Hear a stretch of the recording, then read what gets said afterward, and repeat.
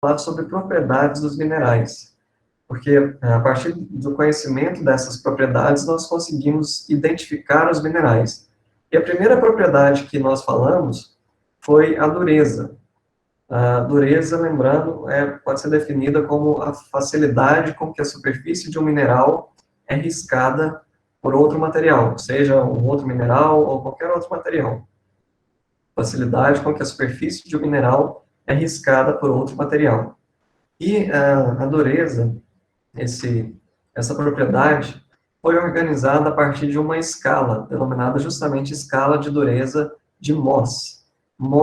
Friedrich Mohs, foi o cientista que criou essa escala.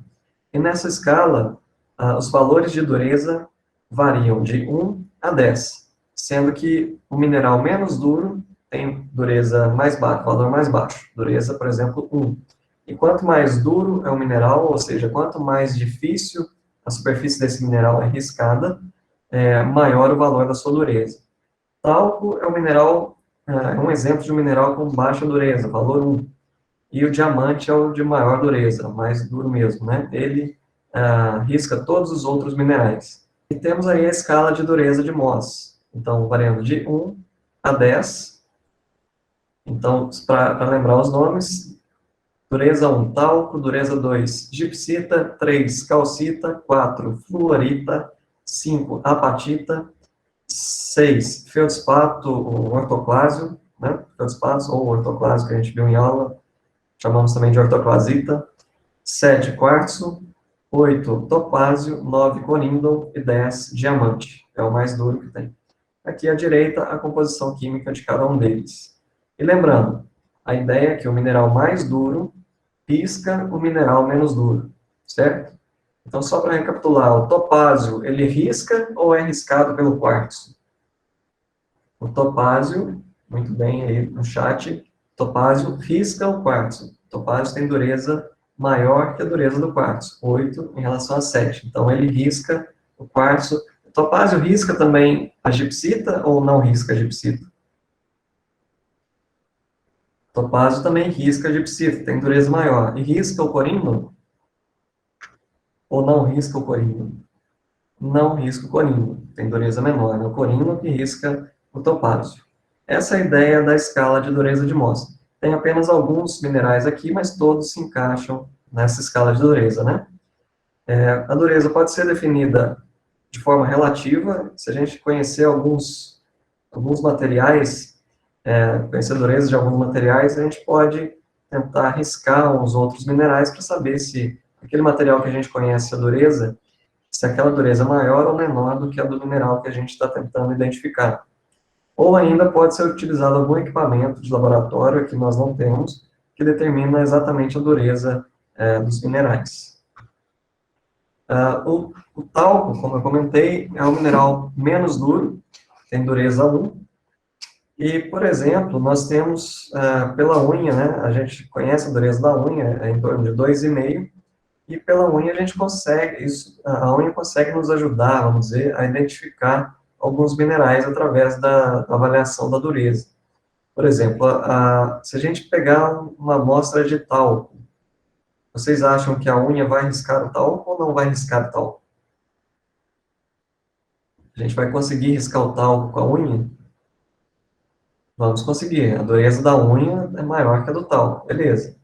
A composição química do talco, Mg3Si4O10OH2, e o talco é um mineral que faz parte de uma rocha muito conhecida chamada pedra-sabão, ou esteatita. Por ser uma rocha composta por talco, é uma rocha fácil de ser moldada, e por isso ela é bastante utilizada em esculturas. Isso aqui é uma escultura do Aleijadinho, e feita em pedra-sabão, né? O Cristo Redentor, no Rio de Janeiro também, foi composto, foi feito ali, foi moldado a partir de pedra-sabão e concreto também, para sustentar toda essa estrutura que é bem grande. Mas então, pedra-sabão, de novo, é composta em grande parte por talco, pelo mineral talco, e por isso, por talco ser um mineral de baixa dureza, fácil de ser riscado, fácil de ser moldado, é muito utilizado a pedra-sabão para esculturas diversas, tem panela de pedra-sabão, peso de papel, cinzeiro, e por aí vai. Agora, tem outras rochas com minerais mais duros que é muito mais difícil de ser moldada, né? Depende dos minerais presentes. Aqui um vídeo que eu fiz sobre um talco, de uma amostra de talco que a gente tem aqui no laboratório. Bom, o segundo mineral, dureza 2, a gipsita, a gente comentou no início, tem diversos usos, uso agrícola, cimento, fabricação de cimento, vidros, construção civil, uso hospitalar, está presente, já foi identificado em Marte. O gesso na agricultura é muito utilizado como condicionador de solo. A gente vai falar sobre isso para frente em outra aula com calma, mas ele melhora as condições do solo, principalmente em profundidade, para o desenvolvimento das raízes. Aí alguns exemplos de gipsita, 2 exemplos aqui, 2 amostras, e o gesso de uso hospitalar.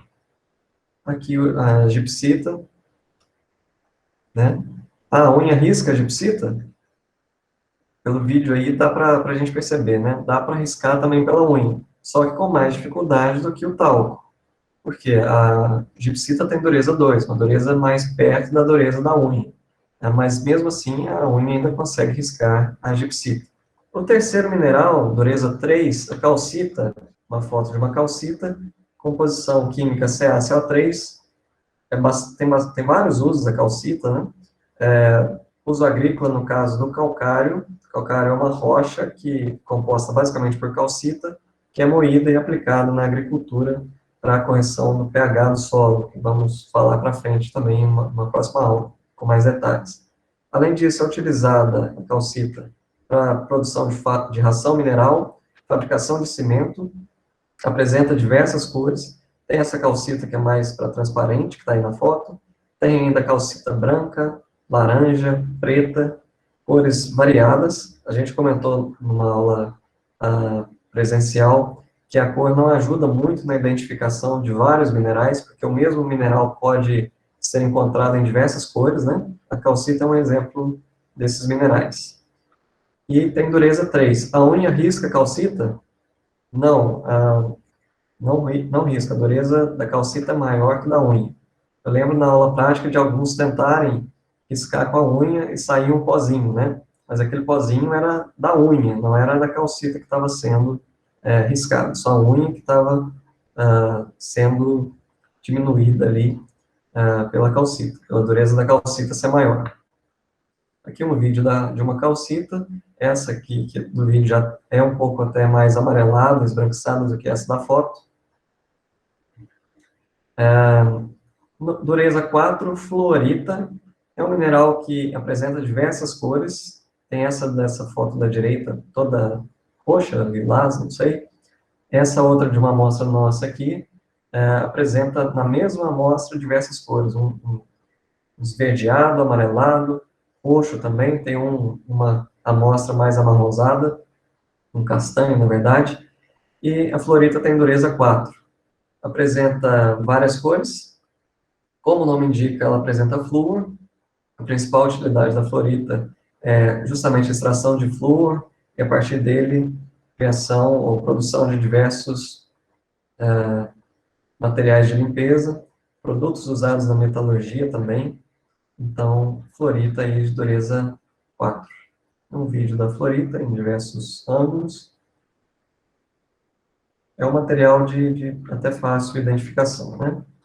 Dureza 5, a apatita, é um mineral de cores diferentes, também cores variadas, tem essa coloração mais amarelada que torna um pouco difícil a sua identificação, mas essa coloração azulada de algumas apatitas é bem característica mesmo e ajuda demais, né?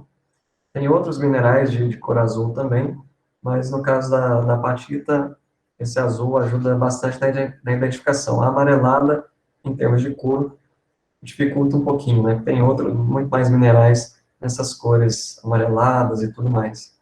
A apatita tem um elemento químico que atrai grande atenção para esse mineral, que é justamente o fósforo.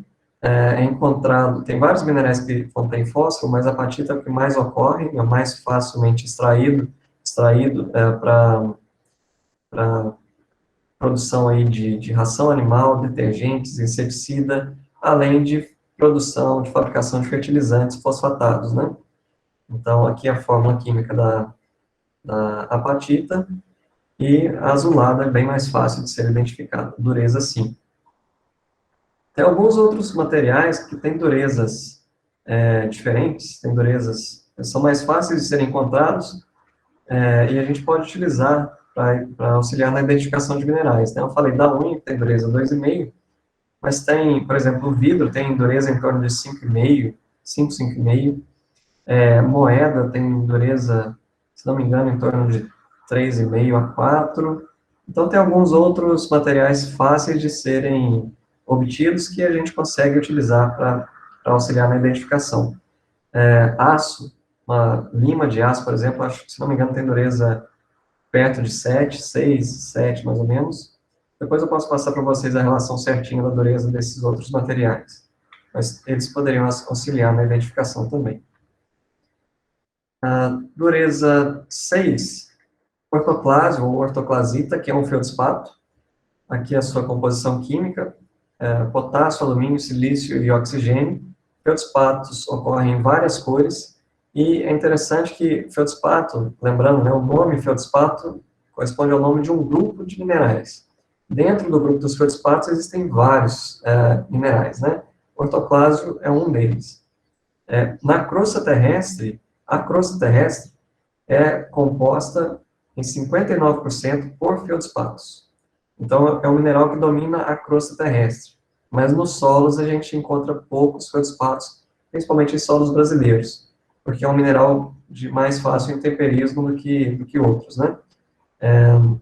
Falaremos sobre isso também para frente, nas próximas aulas. Mas é um mineral muito comum na crosta, não na superfície, mas em profundidade é muito comum. Apresenta várias cores, é um componente de várias rochas e é encontrado mais em solos pouco intemperizados. Solos brasileiros, no geral, são muito intemperizados, e aí a gente tem pouco feldspato nos solos brasileiros. Mas solos de países de clima mais temperado, né, de clima temperado, onde o intemperismo é mais lento, solos são menos intemperizados, feldspatos são mais comuns, bem mais comuns para serem encontrados. Um vídeo aqui de um feldspato, e eu vou colocar um outro vídeo depois para vocês, uma próxima aula, porque uma das formas de identificar os feldspatos, que eu auxilia bastante, é a partir de uma propriedade chamada clivagem. Vocês estão vendo o brilho aqui nessa superfície, né, nessa face, nesse plano do feldspato. Dos 3 planos, o feldspato apresenta brilho em 2 deles.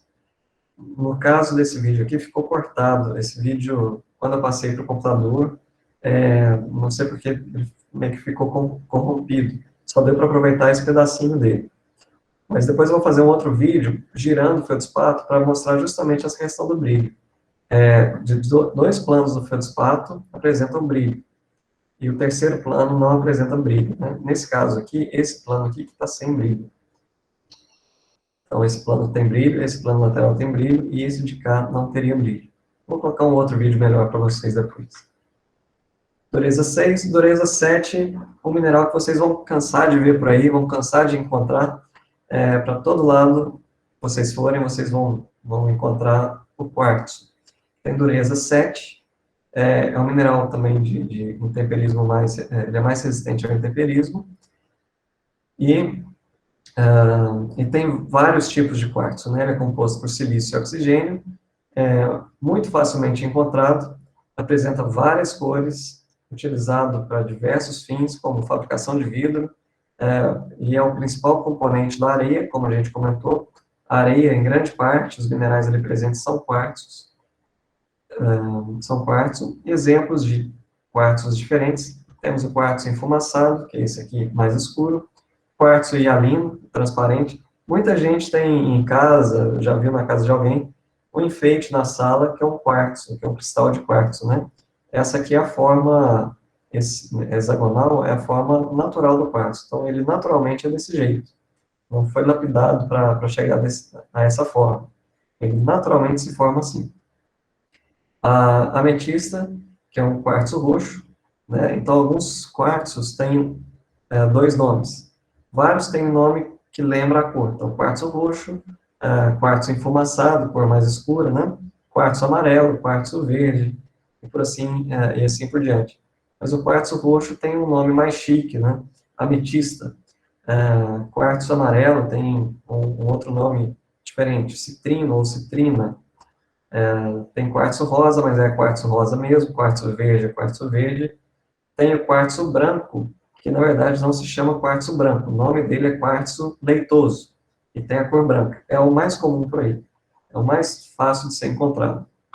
Aqui vídeo de um quartzo hialino, esse formato hexagonal natural dele. Vocês vão ouvir falar muito de quartzo por aí, ao longo desse semestre, lá na pedologia também, semestre que vem.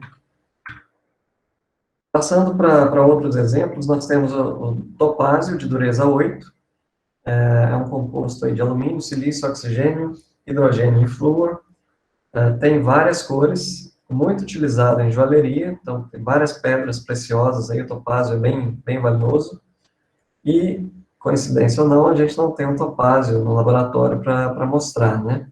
Materiais mais valiosos a gente, infelizmente, não tem, mas aceitamos doações. Se alguém tiver um topázio e quiser doar para o laboratório, vai ajudar bastante até para as próximas turmas. O próximo mineral, corímbano, dureza 9, nós também não temos aqui um exemplo.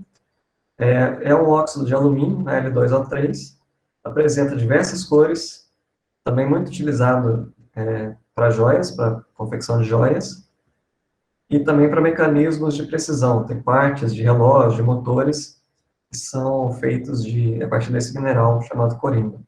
E também é utilizado para polimento, esmeril para polimento, justamente por ter uma dureza mais elevada.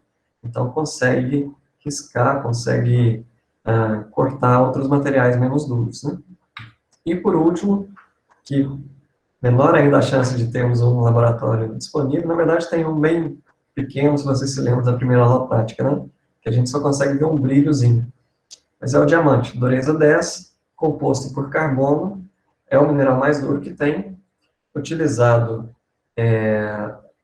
muito na joalheria, risca outros minerais, todos os outros. E aí uma pergunta para vocês, o que risca o diamante se ele risca todos, hein? Alguma coisa risca o diamante? Algum mineral consegue riscar o diamante, se ele tem dureza 10? Isso mesmo, né? Ele próprio. Outros diamantes, o diamante risca ele mesmo, né? Porque, então, voltando, minerais de mesma dureza conseguem se riscar. Então, só um outro diamante para riscar um diamante, certo? Ele é muito utilizado também, tem algumas aplicações na indústria, justamente por causa dessa sua elevada dureza. São fabricadas lâminas de serra de diamante. Aqui no departamento tem uma serra de diamante, tem pontinhas, né, de diamante nessa serra, uma serra giratória, usada para cortar uma resina que a gente usa para fazer trabalhos de micromorfologia do solo. É uma resina que a gente usa para transformar o solo em um bloco sólido ali mesmo, que a gente corta com essa lâmina de diamante, com essa serra de diamante. Esse material é super duro, é cortado e a gente faz lâminas de solos para serem analisados sob microscópio, sob lupa.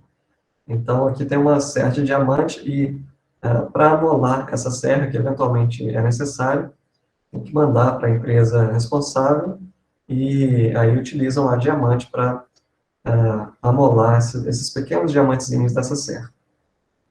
Esse diamante, esses três que estão aqui na imagem, são lapidados, né? Então tem todo um processo de joalheria ali para salientar o brilho, a forma e aumentar o valor desse material. Esse aqui é um diamante bruto, esse do centro.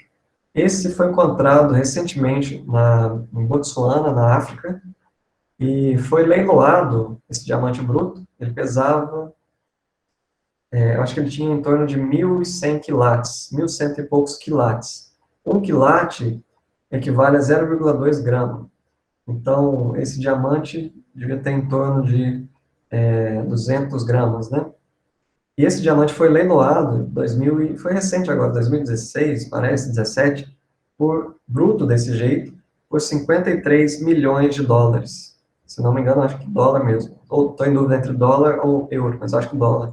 53 milhões de dólares que esse diamante foi vendido, né, foi comercializado. Uma grande joalheria aí. E aí eles vão utilizar esse diamante para fazer várias peças menores, né? Mas o maior encontrado até hoje não foi esse, foi um encontrado em 1905, acho que ele tinha em torno de 3 mil e poucos quilates. Na África também, que foi encontrado. Mas esse foi o maior encontrado mais recentemente. Bom, passando para outra propriedade, que a gente não viu nas aulas presenciais, então um assunto agora novo, é a clivagem. A clivagem é uma propriedade dos minerais que tem algumas definições, uma mais simplificada seria essa aí, tendência de um cristal, de um mineral, se quebrar ou se partir segundo superfícies planares, direções determinadas. Ou então, propriedade dos minerais de se quebrarem em planos pré-definidos, né? Propriedade dos minerais de se quebrarem em planos pré-definidos. A mica, por exemplo, tem clivagem em uma direção. Se vocês se lembram da mica, ela tem essa estrutura em folhas, como se fossem folhas sobrepostas, e não dá para quebrar a mica em outras direções. Ela só se quebra como se fosse destacando cada uma dessas folhas. Tá? Isso é clivagem. Então, ela tem clivagem em uma única direção. Ela só se quebra nesse único plano horizontal. Tentando dobrar ou coisa do tipo, a gente não consegue quebrar uma mica. Aqui um videozinho de uma mica, né? Essa estrutura mais foliar, várias lâminas sobrepostas, e apenas destacando essas folhas que a gente consegue quebrar o material. Tentando partir ao meio, ele não se parte. Outros minerais com clivagens diferentes, a galena, por exemplo, que apresenta aí como composição química chumbo e enxofre, tem clivagem em 3 dimensões. Não sei se dá para ver por aqui, uns quadradinhos, eu acho que dá para ver aí na tela de vocês também, né? Isso é um exemplo dessa clivagem, né? O exemplo dessa clivagem em 3 direções. Aqui, no caso da calcita, dá para ver melhor. Ela se quebrando como se fossem degraus. Então, também clivagem em 3 direções. Certo? É um outro mineral que apresenta clivagem. Mas nem todos os minerais apresentam clivagem. Então, a ideia da clivagem aqui é o mineral se quebra formando pedaços mais ou menos desse formato, no caso da calcita, nesse formato cúbico, né? Galena, mesma coisa. A mica, folhas menores, né? Pedaços, lâminas ali menores. Mas nem todos os minerais apresentam essa propriedade. Quando se quebram, nem sempre, nem todos eles apresentam essa propriedade de se quebrarem, formando pedaços de formato parecido, ou seja, se quebrando em planos pré-determinados. Os minerais que não têm clivagem, eles possuem uma outra propriedade, chamada fratura. Então, o mineral ou tem clivagem ou tem fratura, nunca vai ter as duas, porque uma é contrária à outra, né? Uma clivagem, propriedade deles se quebrarem em planos pré-determinados, formando pedaços menores de formato semelhante. No caso da fratura, os minerais se quebram formando pedaços totalmente irregulares, superfícies irregulares, não tem planos pré-determinados, pré-definidos de quebra. Um exemplo típico é o quartzo. O quartzo, quando é quebrado, forma pedaços bem irregulares, né? Aqui a foto ilustrando isso. Eu acho que eu comentei com vocês de uma série, que eu não me lembro o nome, que o pessoal estava procurando quartzo, era o quartzo enfumaçado junto com, se não me engano, era um mineral esverdeado chamado amazonita. Então, eles procuravam quartzo naquele formato hexagonal típico, junto com a amazonita. Ficava um material, uma peça verde e escura, né? Escuro do quartzo enfumaçado e verde da amazonita. E nessa série que eu vi, nesse episódio, eles procuravam esse composto único, e eu lembro deles mostrarem, nesse primeiro episódio, que eles estavam usando uma retroescavadeira para escavar um barranco, procurando esse quartzo junto com a amazonita. E aí, eles pararam no meio da escavação, todo mundo correu assim no vídeo para ver, no barranco, que eles tinham encontrado um bolsão com esse quartzo e amazonita. E só que a pá quebrou o quartzo. Então, naturalmente, ele estava no formato hexagonal. Quando foi quebrado, ficou em pedaços totalmente irregulares. Eu lembro que mostra no episódio que um dos gerentes da empresa chegou também para ver, né, era uma peça grande, e aí na hora ele falou, quebrou, a gente perdeu aqui não sei quantos milhares de dólares, né? Porque se o formato do quartzo tivesse sido mantido, a peça teria um valor bem mais alto do que a peça quebrada. Bom, e por último, por hoje, se tiverem alguma dúvida, fiquem à vontade aí. Uma última propriedade que vamos falar hoje é o brilho. Então, o brilho nada mais é do que a forma com que a superfície de um mineral reflete a luz. Tem minerais com brilho vítreo, brilho resinoso, brilho metálico. Então, temos, de acordo com os livros, tem várias definições de brilho. Nós temos, por exemplo, brilho metálico, brilho vítreo, resinoso, graxo, ou graxo, nacarado, sedoso e adamantino. Esse último lembra o diamante. Então, tem vários tipos de brilho. Para nós, acho que nós podemos simplesmente tratar como brilho metálico e não metálico, só para diferenciar mesmo. O brilho é fácil de identificar, né? A gente não vai entrar em detalhes na disciplina de como classificar esses diferentes tipos de brilho. O brilho vai funcionar para nós como uma propriedade a mais para auxiliar na identificação de um mineral. E justamente por isso, por ser fácil de ser identificado, né? É bastante útil. Alguns exemplos de brilho, brilho vítreo aí, por exemplo, de um mineral chamado olivina, brilho metálico da galena, a pirita também tem um brilho metálico, e adamantino, que é o diamante, né? Então, alguns exemplos aí de alguns minerais que refletem bastante a luz, e culminando em diferentes tipos de brilho, certo? Bom, hoje vamos parar por aqui sobre brilho. Eu vou interromper a gravação aqui e vou disponibilizar essa Pergunta no chat. apresentação no campus virtual depois.